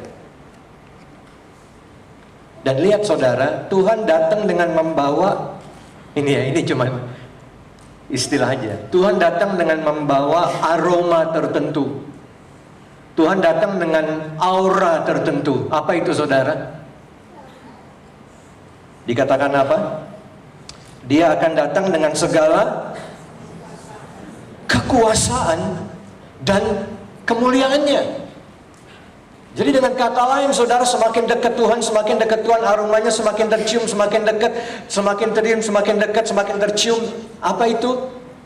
Kekuasaan dan kemuliaannya akan semakin nyata di atas bumi ini. Jadi saudara, sekarang saya mengerti, generasi terakhir adalah generasi yang akan menyatakan apa? Adalah generasi yang akan memproklamirkan apa? Kekuasaan dan kemuliaan Tuhan. Itu sebabnya generasi yang terakhir DNA-nya supranatural, karena mereka akan menyatakan kekuasaan dan kemuliaan Tuhan. Itu ciri-ciri gereja akhir zaman. Harus memproklamirkan kedatangan Tuhan dong. Apa yang mau diproklamirkan kalau enggak? Dan ciri-ciri kedatangan Tuhan adalah dalam segala apa? Kekuasaan dan kemuliaannya. Supernatural sekali. Bahkan kemarin ada seorang pemudi nantang saya, Pak, tadi Bapak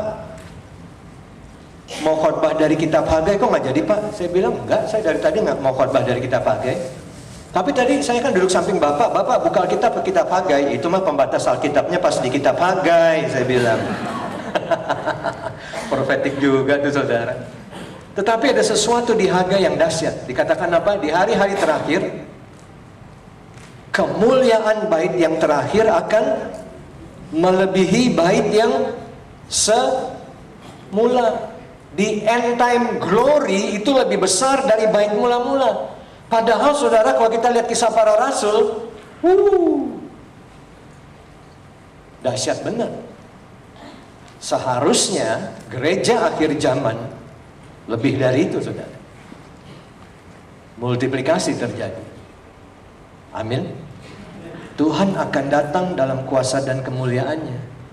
Ini DNA generasi terakhir. Dan saya sebagai seorang bapak harus mengerti DNA generasi ini. Kalau enggak, apa yang saya mau wariskan, apa yang saya mau impartasikan, nanti salah asuhan lagi. Film Bahala tuh saudara, film jadul. Ya, salah asuhan. Saya ingat tuh waktu itu saya masih pacar pendek, masih SMP. Nah, jadi ini ceritanya waktu Daud mau berperang sama Goliat. Pada waktu itu kan ceritanya seolah-olah Saul yang jadi bapaknya, ya. Bapaknya Daud. Saul bilang, ya udah Daud, kalau kamu memang nekat melawan Goliat dan kamu yakin bisa mengalahkannya, oke. Tapi sebelum kamu perang nih loh, dia lepaskan saudara bulletproof vestnya, baju zirahnya, dia lepasin, klek, dia pakaiin ke Daud, krek krek krek krek krek krek krek krek. Loh, seharusnya gengsi dong. Ini baju anti pelurunya raja nih saudara, presiden punya nih, harusnya bangga dong. Daud malah enggak saudara. Daud bilang kayak Robocop nih. Bilang, raja, ini malah jadi nggak karu-karuan nih. Aku jadi nggak bisa, nggak enak nih, jadi nggak nyaman. Aku nggak biasa berperang dengan cara seperti ini. Dengan kata lain, Daud bilang ini, Bapak Saul, ini bukan DNA aku. Tuhan yang melatih tanganku untuk berperang. Aku biasanya berperang dengan cara seperti itu. Tuhan yang menyerahkan musuh-musuhnya ke dalam tanganku. Bukan masalah baju, kayak masalah apa, bukan itu. DNA aku nih, very supernatural nih. Aku ikuti tuntunan Tuhan. Tuhan yang latih tanganku untuk berperang. Dia yang menyerahkan singa, beruang, dan dia akan menyerahkan raksasa ini juga. Ini nih asing nih. Aduh, nggak perlu kayak gini-gini lah. Udah ya, Daud lepasin. Dan sebagai gantinya, dia ambil sesuatu yang jorok benar saudara dari tepi kali. Saudara bisa bayangkan baju zirah raja diganti sama batu kali saudara. Apa itu? Itu masalah DNA saudara. Generasi ini akan paling efektif kalau mereka bergerak menurut DNA mereka. Makanya anak-anak kecil sekarang, siapa yang ngelatih nubuat saudara? Siapa yang ngelatih kalau doa buat Indonesia tuh sampai meraung-meraung seperti itu? Siapa yang ngajarin? Kemarin saya melayani di sebuah gereja yang Pak David Basuki biasa layani, dan di situ Pak Basuki berkali-kali doakan anak-anak kecil dan berbagai lawatan Tuhan terjadi. Jadi kemarin saya datang lebih dulu, Pak Basuki belakangan. Ada 3-4 anak kecil saudara lagi main karet. Begitu saya lewat ditarik baju saya, om gitu. Doain dong. Lah, anak-anak lagi main karet, narik orang dewasa minta didoain saudara. Apakah mereka sedang menghadapi ujian atau mengalami masalah dengan orang tuanya? Enggak. Om, doain kami dong, ya, supaya kami ngalamin yang kayak kemarin tuh, Om. Aduh, kami waktu didoain rasanya seperti, ya, tubuh kami ini panas, Om. Kami rebah, ada yang nangis. Om, kami ingin yang kayak kemarin itu. Itu ada yang bilangin, Om, iya nih, ditunjuk temennya. Ini Om, masa ini belum pernah melihat malaikat sekalipun, Om? Ya, ketinggalan ya, Om, ya. Aku aja udah berapa kali, udah 3 kali Om melihat malaikat, Om. Saya pikir, ini ngomongannya apa ini, saudara? Aneh bener. Dari tarik-tarik, bilang, Om, doain dong, kau perlu di sini aja, Om. Sini, aduh, kami ingin dirawat Tuhan, Om. Saya pikir, waduh. Nah, saya bilang, gini deh, tunggu Om David, dia pakarnya, saya bilang. Dia yang tahu deh. Saudara, karena saya juga tahu Pak David tuh nggak punya latar belakang pelayanan anak-anak gitu. Latar belakangnya berat, saudara, fisika, eksakta. Sekarang doakan anak-anak dan terjadi seperti itu. Saya juga masih heran-heran. Jadi salah satu kebaktian Pak David undang anak-anak maju ke depan. Saya minta turut mendoakan, saya doakan, benar. Di situ baru saya rasakan. Begitu saya jamah tiba-tiba, wih, wow, nyedotnya kuat banget ini, saudara. Oh, benar, saya ngerti. Ini DNA-nya mereka. Ya, mereka akan mengenapi nubuatan Tuhan di kitab Yoel. Pada hari-hari terakhir, aku akan mencurahkan rohku ke atas semua orang. Anak-anakku laki-laki perempuan akan bernubuat. Teruna-teruna akan dapat penglihatan, dan orang-orang tua akan mendapat mimpi. Tanda-tanda mujizat terjadi di langit bumi. Dan banyak, dan barang siapa berseru kepada namaku akan diselamatkan. Ya, senjata penuai yang terutama di hari-hari terakhir, supernatural, saudara. Kuasa Roh Kudus. Dan ini DNA-nya anak-anak ini. Saul nggak tahu. Tetapi kalau Daud lari ke Samuel, lain. Pada waktu dia lagi kejar-kejar Saul, dia pikir, kayaknya bapak yang ini nggak ngerti DNA aku. Udahlah, enakan yang satu tuh, si Samuel tuh. Dulu juga dia yang paling ngerti aku. Udah, aku mau lari ke dia. Saudara, pada waktu Daud lari ke Samuel, betul. Di situ dia merasa terlindung, di situ dia merasa paling maksimal, di situ dia senang dalam suasana supranatural seperti itu. Ya, jadi waktu Saul dengar Daud lagi sama Samuel di sebuah tempat, ya dia kirim, saudara, tentaranya untuk menciduk Daud. Dia kirim kloter pertama. Kloter pertama pergi, nggak balik. Saul bilang, kenapa ini lama bener ya? Lalu dia tanya, apa yang terjadi pada kalian? Kok tadi pergi lama banget? Aduh, kita nggak bisa ngomong deh. Yang pasti ketika kita deket-deket sama Samuel, karena Daud ada di situ, kita ketularan. Ketularan apa? Nggak tahu. Tiba-tiba kita saling bernubuat, karena yang dimaksud kepenuhan seperti Nabi itu dalam perjanjian lama tuh kebanyakan berbicara soal bernubuat. Kita bernubuat, kita penglihatan, kita rasakan sesuatu, rasanya kita dialiri sesuatu, rasanya udah nggak pengen nangkep jadinya ini, terus terang aja. Waduh, udah istirahat. Saul kirim kloter kedua berangkat. Keker, nah itu Samuel udah kelihatan. Begitu mereka masuk ke dalam radius tertentu, nah itu hadirat Allah kadang-kadang gitu, saudara, ada radiusnya. Dikatakan Petrus jalan, bayang-bayangnya menyembuhkan orang sakit, yaitu bukan bayang-bayangnya Petrus sakti, enggak. Ukur aja, saudara, jarak bayangannya itu, radiusnya berapa. Ada radius hadirat Allah yang Petrus bawa, dan kalau itu orang berada di radius itu sembuh. Dan hari-hari terakhir itu akan terjadi seperti itu, saudara. Makanya sekarang banyak anak-anak Tuhan tuh doain orang lumpuh di mall, orang buta di mall, dan mujizat terjadi. Ya, mereka bawa hadirat Tuhan ke dalam tempat umum gitu. Kelompok yang kedua dikirim, sama, saudara. Ketularan. Saudara tahu nggak? Pengurapan profetik itu sifatnya menular sekali. Kelihatannya cuma berdiri-berdiri gini aja, saudara. Tapi pulang dari acara kayak gini, saya dapat beberapa feedback selalu, Pak, heran Pak, malam-malam saya dapat mimpi Pak, nyata sekali Pak. Saya lihat di situ sungai kehidupan, jalan dari emas dan Tuhan, gitu, saudara. Pak, saya baru di mobil Pak, saya dengar suara Pak, saya lihat nggak ada orang, bahkan ada yang aneh, saudara. Dia naik mobil bertiga sama temennya, masing-masing punya HP dengan ringtone yang berbeda. Jadi sementara mereka lagi pulang, saudara, mereka dengar sebuah ringtone bunyi. Dan mereka nggak ada yang buka HP karena mereka pikir temannya punya gitu loh. Mereka dengar sebuah ringtone dalam bentuk sebuah lagu gitu, saudara, ya. Mereka lama-lama yang nyetir bilang, angkat tuh HP-nya, ribut ah. Mereka bilang, bukan HP gue, bukan HP gue. Yang nyetir bilang, bukan gue punya juga. Mereka keluarin memang nggak ada miss call, nggak ada apa, saudara, nggak ada SMS, nggak ada BBM, nothing. Saudara, sampai di rumah mereka dengar bunyi ringtone itu. Ini yang aneh nih saudara, ini yang aneh. Setelah saya dengar itu, malamnya saya pulang ke rumah. Saudara, tengah malam, anak saya telepon saya dari kamarnya, anak perempuan. Pak, kenapa? Papa keluar kamar deh. Ada apa? Ini Brenda dengarnya bunyi ringtone yang aneh nih di rumah ini. Itu ringtone siapa ya Pak ya? Papa punya HP baru enggak? Mama enggak? Pak benar ya Pak. Ini dari tadi Brenda dengar bunyi ringtone yang aneh. Gimana bunyinya? Pokoknya lagu Pak, enak deh Pak, lagunya kayak lagu klasik gitu. Aduh saudara, sampai terheran-heran. Ini pengalaman dari gini dari mana nih gitu saudara? Kelihatannya kan biasa-biasa, tapi menular saudara. Amin. Kloter ketiga dikirim, Sami Mawon. Akhirnya Saul bilang, dasar, aku harus terjun sendiri. Saul datang, nah ini ekstrim saudara. Dia malah masih jauh dari Samuel.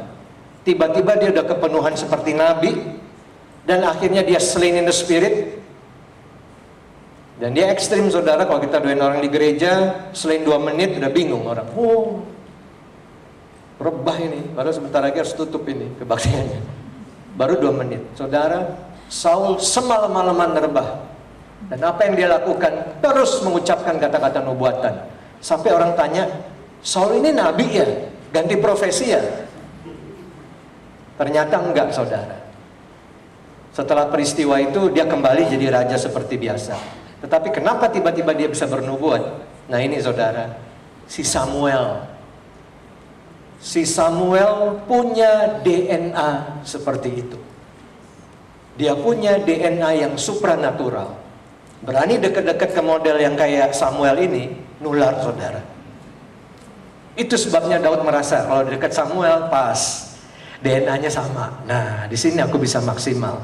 Dekat Saul aku dibikin kayak Robocop terus nih. Perang nggak bisa, berbuah nggak bisa, buru-buru maksimal. Gerak aja susah, kretek. Aduh. Nah, akhirnya Tuhan bilang apa? Di hari-hari terakhir, aku akan mengutus kembali hambaku Elia. Nah, bukan orangnya, tetapi roh dan kuasa Elia, seperti yang juga turun ke atas Yohanes Pembaptis. Hanya Yohanes Pembaptis membawa pengurapan gereja atau bait yang semula. Hari-hari ini gereja akhir zaman membawa pengurapan 2 kali lipat. Dan apa yang terjadi saudara pada waktu roh dan kuasa Elia dicurahkan? Hati Bapa akan kembali ke anak, hati anak akan kembali kepada Bapa. Supaya apa? Supaya bumi jangan dimusnahkan. Loh, apa kaitannya gitu saudara?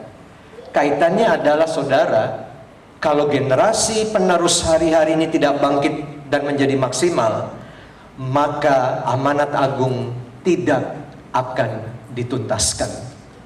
Generasi terakhir adalah generasi penuntas. Mereka yang menyelesaikan.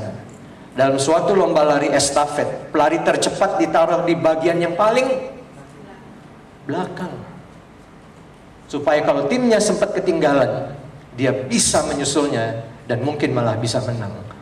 Saudara, mari, kalau kita ini bapak-bapak dan ibu-ibu rohani, mari kita punya DNA yang tepat untuk membangkitkan generasi ini.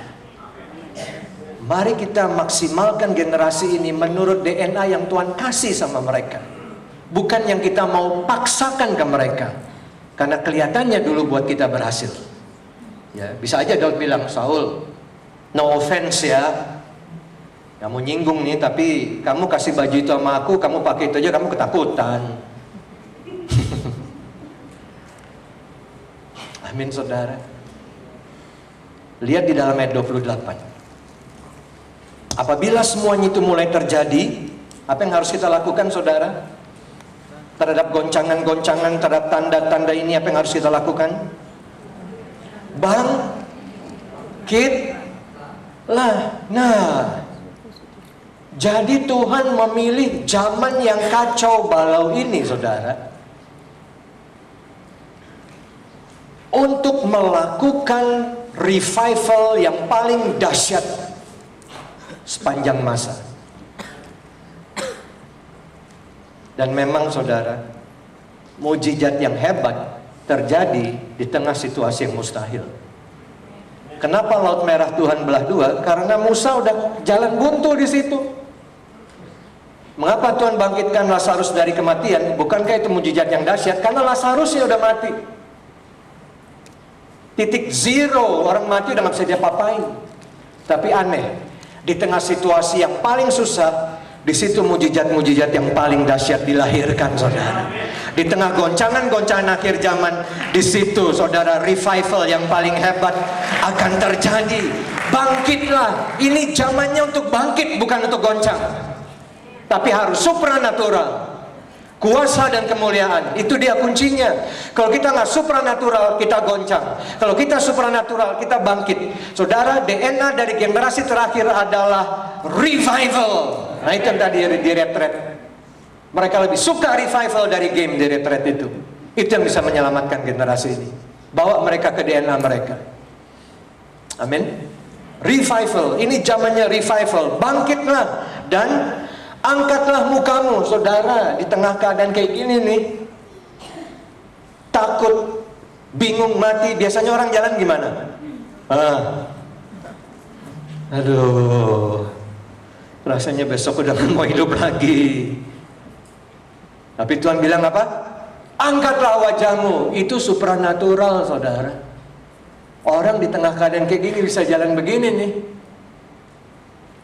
Ya, give me this mountain. Apa raksasa? Biarin. Yang penting mata air. Saudara, itu supranatural. Itu supranatural. Daniel juga demikian. Dimasukkan ke gua singa. Daniel diturunin naik lift, saudara. Set, begitu sampai dia buka lift, singa-singa nyambut. Dia bilang, "It's fasting time, guys." Kita puasa dulu ya. Aku bukan manusia daging, aku supranatural nih. Kita puasa dulu. Aduh, dia dimasukin lagi, kata singa-singanya. Saudara perhatikan, singa gak selera loh sama anak-anak Tuhan yang supranatural.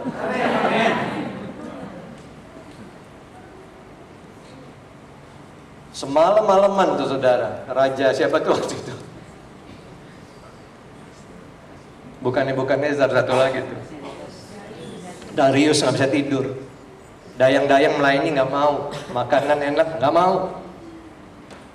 Dia mikirin Daniel. Pernahkah saudara pikir ini raja dari kerajaan Persia? Yang dia pikirin orang Yahudi, saudara. Daniel. Saudara, hari-hari ini akan muncul favor Tuhan yang dahsyat atas gerejanya. Sehingga dunia akan banyak mikirin kita, itu favor. Dia yang harus dipromosi nih, dia yang harus diberikan kepercayaan, dia punya sesuatu yang dahsyat kerjanya, beres semuanya, beres keuntungan, semuanya beres, kepercayaan beres, dia nih. Darius gitu, Daniel meskipun dia orang Yahudi, tapi kenapa dia lebih unggul ya dari yang lain-lain ya? Dia punya sesuatu yang beda ini yang kita nggak punya. Pokoknya Daniel akhirnya dia nggak sabar, saudara, pagi-pagi harusnya jam doa kan? Dia bilang hari ini doa skip dulu nih. Dia datang saudara ke gua singa, dia bilang, "Daniel, are you still there?" Daniel ngajak, yang jawab singa nomor 3. Shh, sabar, ini singa keempat lagi doa penutup nih. You dari mana? Kita udah bicara dari jam 3 tadi nih, Daniel. Aduh. Begitu Daniel masuk situ, saudara, mereka semua bungkem. Akhirnya Daniel dikeluarkan, raja senang sekali, Daniel dipromosi. Dan orang-orang pejabat-pejabat yang memfitnah Daniel dimasukin. Saudara, Alkitab berkata itu tubuh mereka baru ngegantung, saudara. Liftnya belum turun ke bawah. Talinya masih di atas, masih kegantung. Singa-singa bilang, cukup ya. Kita sebelum dikasih Daniel udah puasa, masuk Daniel tambah lagi puasanya, cukup. Nah, yang ini barbecue banget ini. Ini daging benar. This is real meat. Saudara, itu belum mendarat di bawah itu udah. Dan dikatakan sampai tulangnya dipatahin, saudara. Nah, kalau singa nggak cuman geragotin daging, tapi tulangnya udah dikerek, itu singa lapar banget, saudara. Nah, itu perlindungan kita di hari-hari ini. Ya, jika kita jadikan Tuhan benteng perlindungan kita, Mazmur 91. Saudara, 1000 rebah di sisi kita, 10.000 di sebelah kanan kita, itu nggak akan menimpa kita. Karena kita dilindungi oleh hadirat Tuhan yang supranatural. Nah, kalau saudara perhatikan, itulah keadaan dunia hari-hari ini seperti yang baru kita baca ini. Nah, sekarang mengapa kami memakai istilah supranatural sih? Apa sekedar untuk menimbulkan kesan sensasional supaya saudara terpancing datang kemari? Enggak, saudara. Ya, kami punya ayat temanya dari sekolah ini, dan itu berasal dari Habakuk 2 ayat 14. Kita bisa lihat dulu.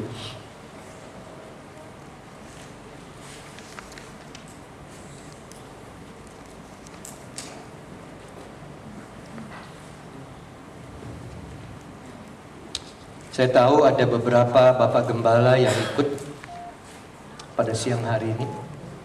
Ibu Gembala, Gembala-Gembala. Jadi saya mau tanya, kenapa sih jarang ada orang yang memberi diri dibaptis lalu pilih nama Habakuk? Yohanes banyak, Petrus, Paulus, Yesaya masih ada. Tapi yang Pak, nama baptisanku Habakuk gitu. Saudara, jarang kan ya? Tahu nggak kenapa jarang? Nyebutnya susah, saudara. Dan anehnya gini loh, jarang orang baca Habakuk juga gitu loh. Tetapi coba lihat, ada sesuatu yang luar biasa. Lihat di Habakuk 2 ayat 14. Nah, saudara tangkap baik-baik nih ya, apa yang saya ucapkan karena rada tricky ini. Saya biasanya bikin gini, tangkap baik-baik, jangan sampai salah. Ayat 14. Sebab bumi akan penuh dengan kemuliaan Tuhan, seperti air yang menutupi dasar laut. Amin.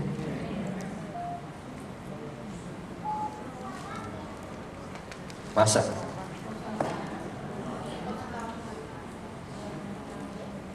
Kali lagi ya. Sebab bumi akan penuh dengan kemuliaan Tuhan, seperti air yang menutupi dasar laut.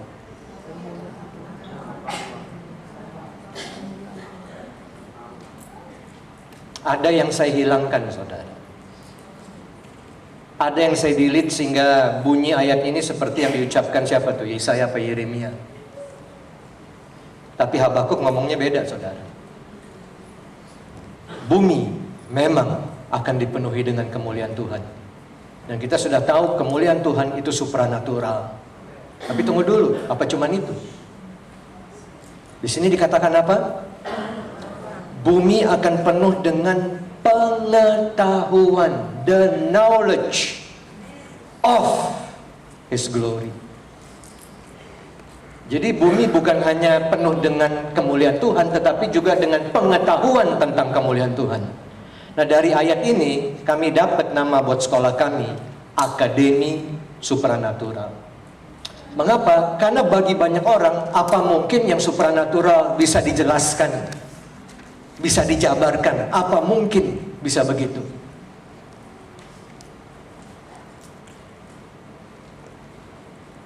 Jawabannya tergantung peralatan yang kita pakai yang mana. Itu aja. Misalnya, kenapa kalau kita ditembakkan ke bulan dipakaikan baju astronot? Kenapa nggak boleh pakai batik di bulan? Dan itu masalah gereja, dikirim ke bulan pakai baju batik, yang nggak hidup.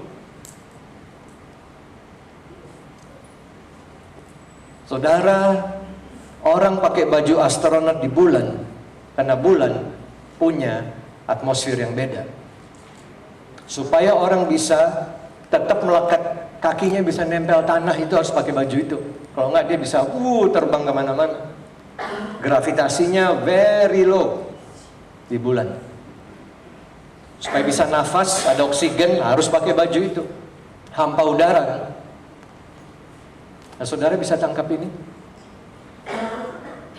Seringkali gereja tidak bisa memberikan jawaban tentang pengalaman-pengalaman supranatural karena pakai perlengkapan yang salah dan peralatan yang salah.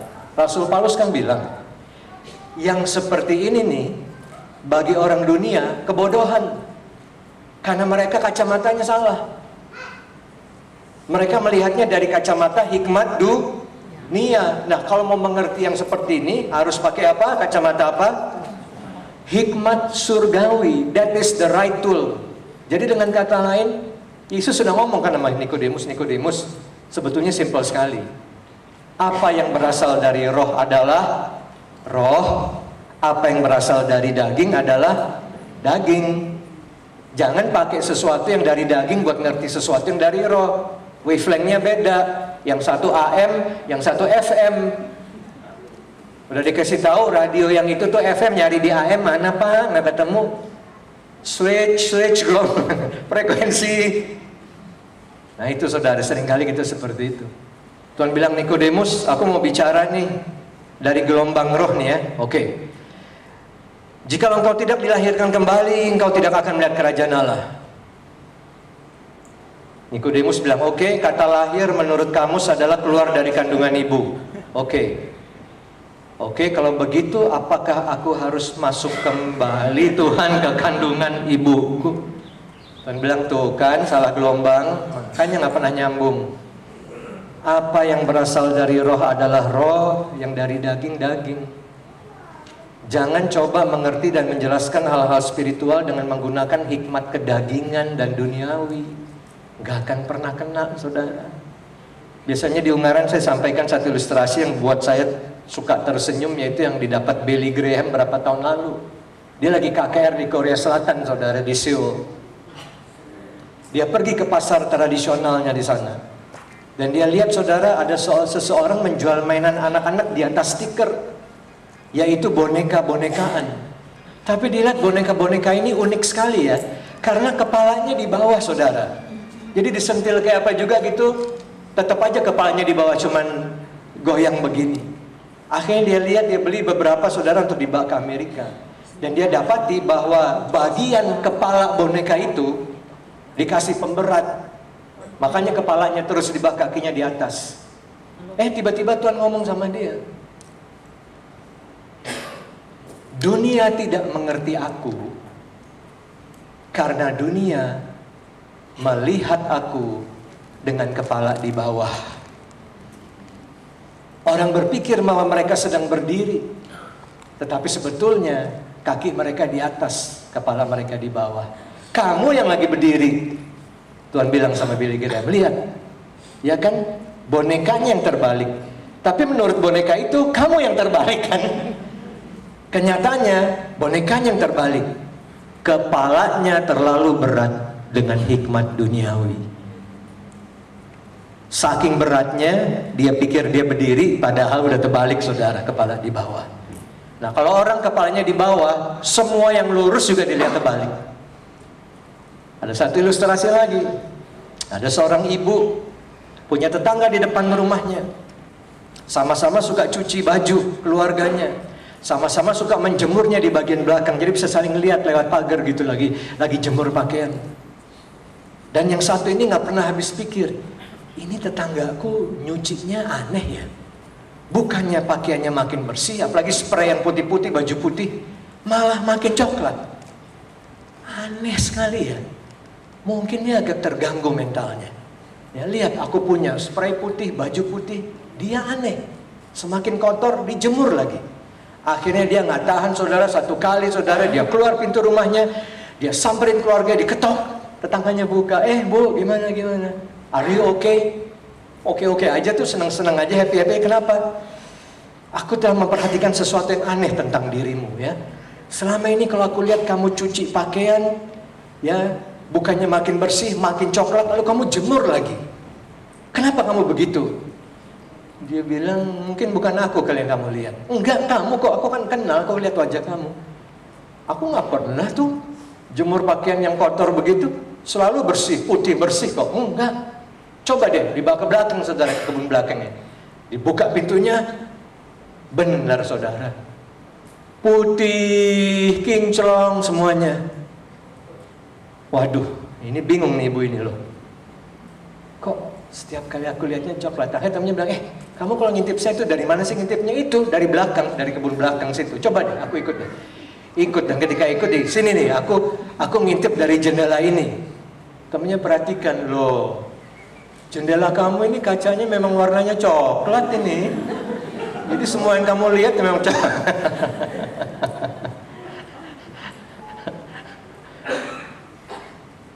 Saudara, apa yang Tuhan sedang katakan kepada kita?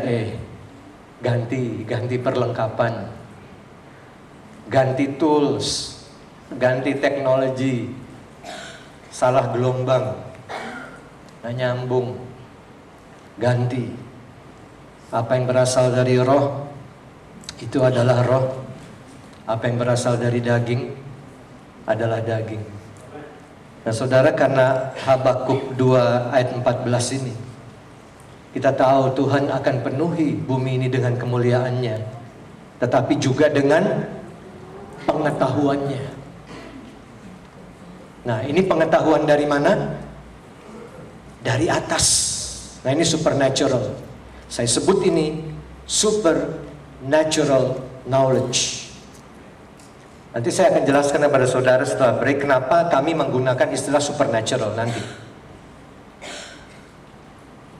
Itu tools yang kita perlukan. Hikmatnya dari atas, di situ kita bisa jelaskan. Amin saudara. Ketika gereja mula-mula dilawat Tuhan, dikatakan mereka seperti orang mabuk karena mengucapkan kata-kata dalam bahasa yang mereka tidak pelajari. Tapi Roh Kudus memberikan.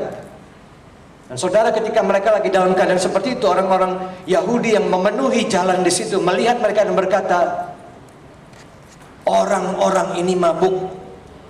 Petrus bilang, oh tunggu dulu, ini baru jam 9, belum waktunya buat teler. Kemudian Petrus bisa menjelaskan fenomena itu nggak saudara? Dia bilang, sebetulnya gampang mengerti yang ini nih. Malah aku tahu persis ini.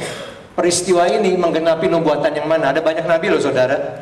Yesaya, Yeremia, Hagai, Habakuk, Yoel, Amos, ada banyak. Tapi kok Petrus bisa langsung lompat kemana? Inilah yang Tuhan katakan dalam Nabi Yoel. Inilah yang dinubuatkan dalam Yoel, bahwa pada hari-hari kok bisa dia persis ambil ayat itu. Saudara, Petrus bisa menjelaskan apa yang sedang terjadi. Orang lain lihatnya mabuk ya, orang lain lihatnya aneh. Petrus bilang salah toolsnya, makanya you nggak ngerti. Nih, aku punya tools yang tepat. Aku jelasin ya. Yoel udah ngomong dulu berapa ribu tahun yang lalu. Ketinggalan nih, nggak ngerti melulu nih. Ya, dijelasin lalu. Di hari-hari terakhir, aku akan curahkan Rohku. Saudara bisa tangkap itu. Bumi akan penuh dengan pengetahuan, the knowledge of His glory. Tempat ini akan penuh dengan the knowledge of His glory. Saudara, untuk bagian saya, ini yang saya impartasikan. Sementara saya ngomong, memang itu bagiannya saya. Karena udah begitu banyak orang bersaksi sama saya, Pak, sejak saya ikut, saya pulang, saya baca Alkitab, lain Pak munculnya. Saya bisa ngerti, saya bisa jelasin ke orang, bahkan ibu-ibu rumah tangga, saudara, yang tadinya nggak ngerti apa-apa, dia bilang, teman saya tanya Pak soal, saya bisa jelasin Pak, saya bisa jelasin dengan ilustrasi yang sederhana. Bapa, berikanlah kepada kami roh hikmat dan wahyu, untuk mengenalmu dengan benar, jadikan mata hati kami terang, agar kami mengerti warisan kemuliaan apa yang telah Engkau berikan kepada kami. Amin saudara. Nah jadi kata pengetahuan yang biasanya dikaitkan dengan akademisi, kemudian kemuliaan Tuhan yang supernatural kami gabung, dan lahirlah akademi supranatural. Kesan yang kami ingin timbulkan adalah bahwa hal-hal yang supranatural bisa dijelaskan dan kemudian bisa dijadikan gaya hidup kita. Saudara akan lihat nanti gaya hidup supranatural akan menjadi sesuatu yang sangat natural dalam kehidupan kita sehari-hari, saudara. Di keluarga kita, di tempat kerja kita, di jalan-jalan, di tempat kita studi dan bergaul dan melayani, hal-hal yang ajaib akan menjadi pengalaman sehari-hari. Karena memang saudara dan saya diciptakan untuk keajaiban, untuk menjadi saksi tentang keajaiban Tuhan. Nah saudara, ada yang mau break nggak? Session saya sampai jam berapa Pak David? 12 ya. Ada yang mau ke belakang mungkin saudara? Mau break 5 menit, 10 menit? Karena selanjutnya kayaknya ini bakal lebih kencang dari ini dan mungkin Tuhan akan bikin sesuatu. Oke, silahkan saudara 5 menit.